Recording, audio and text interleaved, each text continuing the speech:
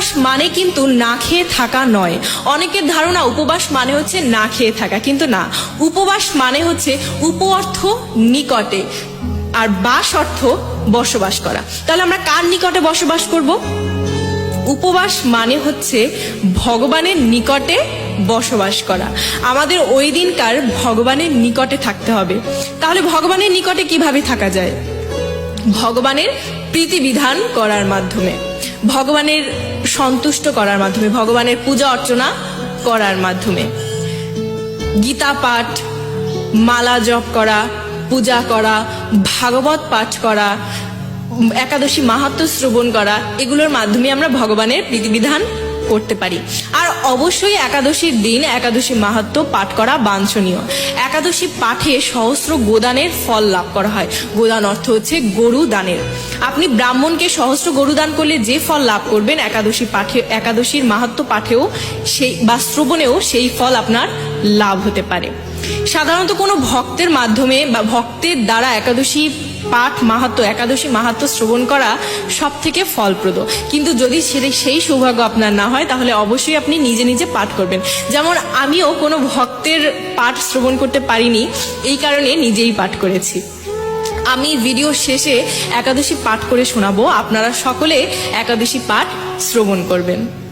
এবার সকলের প্রশ্ন থাকতে পারে যে একাদশী আমার পক্ষে থাকা সম্ভব হচ্ছে না, আমি না খেয়ে থাকতে পারছি না, তাদের জন্য আমি কখনোই আপনাদেরকে বলবো না যে প্রথম দিনই আপনারা সব শিখে যাবেন। অবশ্যই না। প্রথম আমারও কষ্ট হয়েছে, প্রথম সকলেরই কষ্ট হয়, কিন্তু যারা ভগবানের প্রতি সম্পূর্ণ বিশ্বাসী তাদের ব্যাপার আলাদা। কিন্তু আপনারা চেষ্টা করবেন সম্পূর্ণ রূপে শুধুমাত্র ফল শাকসবজিকে, একাদশীতে আপনারা 11 বার খান, কিন্তু পঞ্চশস্য বাদ দিয়ে 11 বার খেয়েও আপনারা ভগবানের সমীপে থাকার চেষ্টা করুন। যেমন রুটি জাতীয় কোনো কিছু না খাওয়াই ভালো, কিন্তু তারপরও অসুস্থ ব্যক্তি থাকতে পারে বা একদমই না খেয়ে থাকতে পারে, তাদের জন্য আমি বলবো আপনারা একটু চেষ্টা করুন।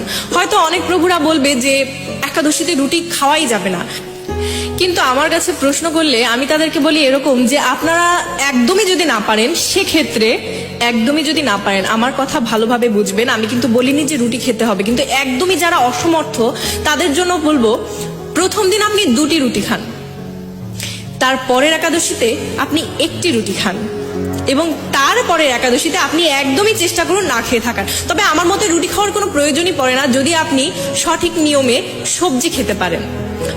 ফলাদি, আমাদের খাবারের অনেক কিছু আছে, সবজি আমরা রান্না করে খেতে পারি, অবশ্যই সেটা সূর্যমুখী তেল অথবা বাদাম তেল অথবা ঘি দিয়ে, অথবা আমরা দুধ পান করতে পারি, আমরা শরবত তৈরি করে খেতে পারি, ফলমূল খেতে পারি, আমাদের অনেক আহার্য আছে। সুতরাং একাদশীতে রুটি খাওয়ার কোনো প্রয়োজনীয়তাই পড়ে না। কিন্তু তারপর আমার কাছে অনেক প্রশ্ন এসেছে যে আমি একদমই না খেয়ে থাকতে পারি না, আমি রুটি খেতে পারবো কিনা। সেক্ষেত্রে আমি বলবো রুটি খাওয়া উচিত নয়, রুটি খেতেই নেই, পঞ্চ রবিশস্যের মধ্যে রুটিও পড়ে। কিন্তু যারা একদমই পারেন না, তাদের অভ্যাসের কারণে প্রথম দিন আপনারা 2টি রুটি খাবেন, দ্বিতীয় একাদশীতে আপনারা চেষ্টা করবেন 1টি রুটি খেয়ে থাকার, এবং বেশি ফলমূল, বেশি সবজি, শসা, টমেটো, বিভিন্ন রকমের জলজ সবজি এগুলো খাওয়ার। তারপরে আপনারা চেষ্টা করবেন আলু, মিষ্টি আলু এগুলো খাওয়ার। তারপরে দুধ পান করার। তারপর চেষ্টা করবেন পাকা কলা, তারপরে হচ্ছে আপনার শরবত, লেবুর শরবত, এগুলো খেলে আর খিদে সাধারণত লাগে না। তবে সকালবেলা ঘুম থেকে উঠে আপনারা পূজা অর্চনার শেষে এক মুঠ যদি ড্রাই ফ্রুটস খেতে পারেন, সেক্ষেত্রে অনেকক্ষণ পর্যন্ত দেখবেন আপনার খিদে লাগছে না। ড্রাই ফ্রুটসের মধ্যে বিভিন্ন রকমের শুকনো জাতীয় ফল। আবার যারা বলবেন যে না ড্রাই ফ্রুটস আমি নিতে পারছি না, তাদের জন্য বলবো 1 মুঠো বাদাম খান আপনারা, দেখবেন অনেক সময় ধরে আপনার খিদে পাচ্ছে না, অনেক সময় ধরে খিদেকে আপনি দমন করে রাখতে পারছেন, কারণ বাদামে প্রচুর ক্যালোরি থাকে। সুতরাং বাদামটা খান, তাহলে দেখবেন অনেক সময় আপনি খিদেকে আটকে রাখতে পারছেন। আর প্রচুর জল খান, জল খেলে একাদশীতে খুব একটা কষ্ট হয় না। শরবত খাওয়ার চেষ্টা করুন। আর যারা নির্জলা থাকতে পারবেন তাদের তো ভীষণই ভালো, তাদের হচ্ছে সম্পূর্ণ ফল লাভ হয়। কিন্তু আমি নিজেও নির্জলা থাকতে পারি না, কিছু শারীরিক অসুস্থতার কারণে আমাকেও জল পান করতে হয় প্রচুর পরিমাণে। আমার আধা ঘন্টা পর 5-10 মিনিট পর আমাকে জল খেতে হয়, তাই আমিও নির্জলা থাকতে পারি না। যারা নির্জলা থাকতে না পারবেন কোনো সমস্যা নেই, নির্জলা থাকার প্রয়োজন নেই, নির্জলা থাকা খুবই ভালো। যারা না পারবেন প্রয়োজনেই তারা প্রচুর জল খান, প্রচুর ফল খান।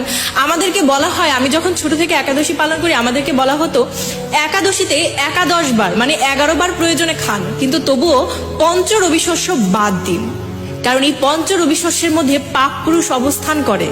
তখন ওই পঞ্চ রবি শস্য যখন আমি গ্রহণ করব আমার মধ্যে সমস্ত পাপগুলো যাবে।